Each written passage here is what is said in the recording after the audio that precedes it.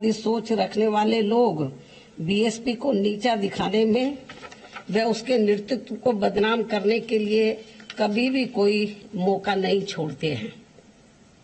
और उनमें से खासकर जो पार्टी केंद्र व राज्यों की सत्ता में होती है तो वह साम दाम दंड भेद आदि अनेकों प्रकार के हथकंडे अपनाकर वह बीएसपी के विधायकों आदि को भी तोड़कर हमारी पार्टी व मूवमेंट को कमजोर करने में ही लगातार लगी रहती है। और खासकर कांग्रेस व बीजेपी आदि जैसी ये विरोधी पार्टियां ये रत्ती भर भी नहीं चाहती हैं कि परम पूज्य बाबा साहब डॉक्टर भीमराव अम्बेडकर का मानवतावादी संविधान उनकी सही मंशा के हिसाब से इस देश में लागू हो तथा यहाँ बहुसंख्यक गरीब, मजलूम व उपेक्षित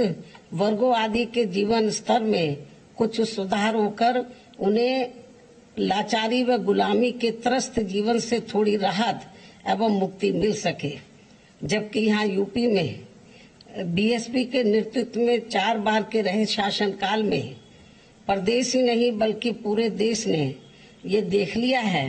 कि विशेषकर सामाजिक परिवर्तन एवं आर्थिक विकास से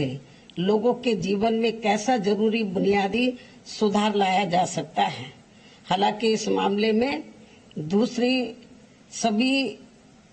पार्टियों का रिकॉर्ड, जो विरोधी पार्टियों का रिकॉर्ड है, वो मुंह में राम बगल में छुरी वाली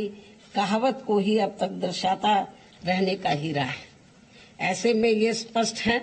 कि विशेषकर कमजोर वर्गों, जनहित व जन कल्याण के खास मामले में बीएसपी के आयरन बिल पावर किसी भी विरोधी दल को कैसे पसंद आ सकता है। इसलिए उनका षड्यंत्र पहले की तरह ही अभी भी लगातार जारी है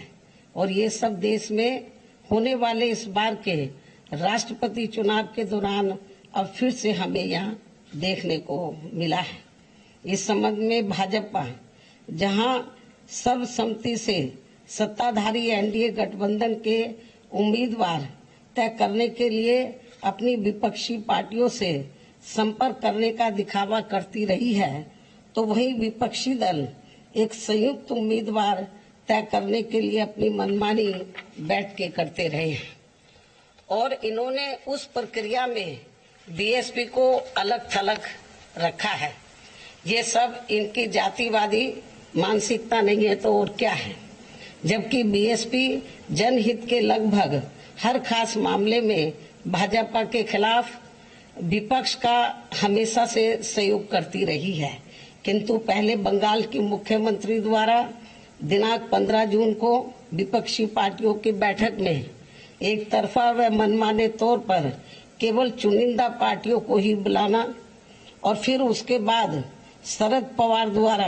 श्री शरद पवार द्वारा दिनांक 21 जून को इसी प्रकार की बैठक में बीएसपी को नहीं बुलाना आदि इनके ये जातिवादी इरादों को स्पष्ट करता है।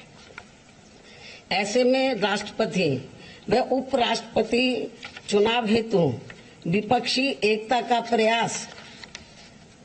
गंभीर न होकर लोगों को इसका केवल एक दिखावा ही ज्यादा लगता है, जिसका अंजाम भी सभी को मालूम है। जबकि इन्हीं विपक्षी पार्टियों ने बीएसपी को भाजपा की बी टीम का झूठा प्रचार खूब फैलाकर व माहौल बनाकर खासकर यूपी के इस बार के विधानसभा के हुए आम चुनाव में हमारी पार्टी को काफी नुकसान किया है। बल्कि इन्होंने एक विशेष समुदाय को बीएसपी के खिलाफ व सपा के पक्ष में इतना ज्यादा गुमराह किया कि सपा तो हारी ही हारी, अंत में भाजपा यहाँ दोबारा से सत्ता में आ गई। लेकिन इस आत्मघाती रवैये के बाद भी विपक्षी पार्टियों का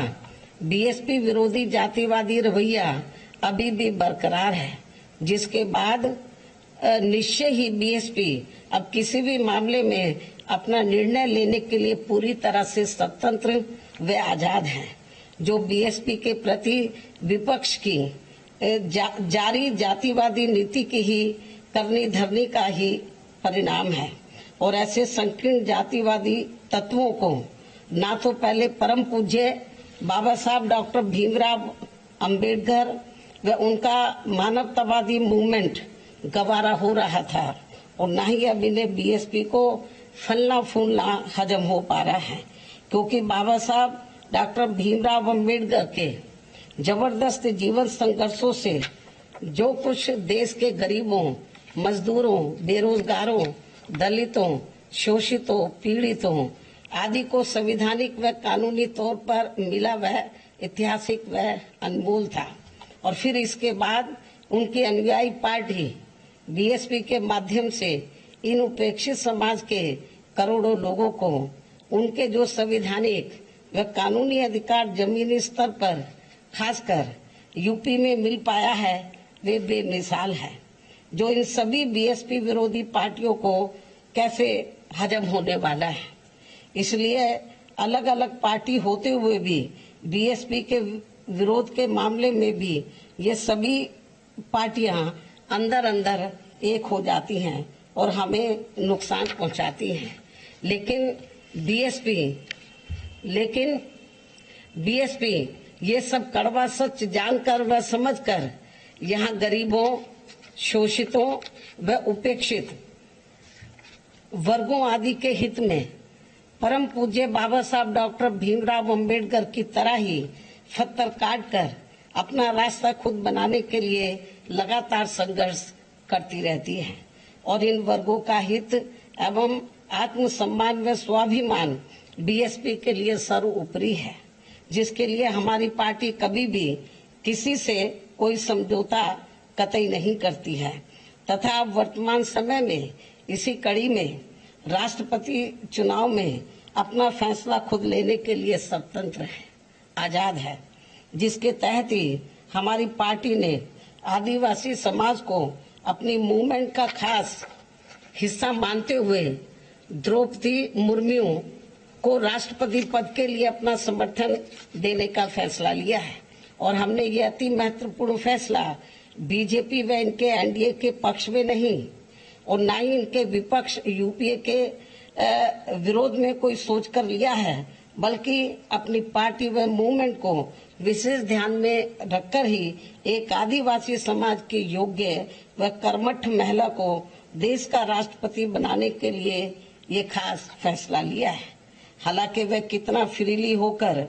वह बिना किसी दबाव के कार्य कर पाएगी ये तो आगे चलकर समय ही बताएगा। अंत में अब मैं अपने आदिवासी समाज की महिला को देश का राष्ट्रपति बनाने के लिए अपनी पार्टी का वोट देने का ऐलान करते हुए अपनी बात यही समाप्त करती